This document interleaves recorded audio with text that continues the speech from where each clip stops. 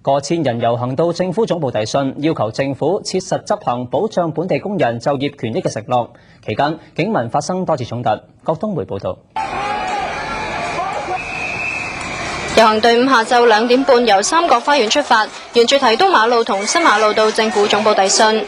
新馬路3條行車線全部封閉，政府喺新馬路設置封鎖線，警民發生第一次衝撞。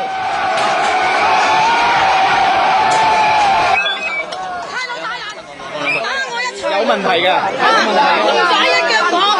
你家我話，我真係我話嘅老細，點解呢？我每一個年，每一年特別乜罪，好低估個老細。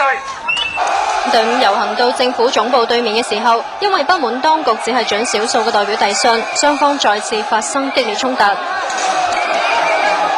佢哋又向警方投擲水樽等雜物。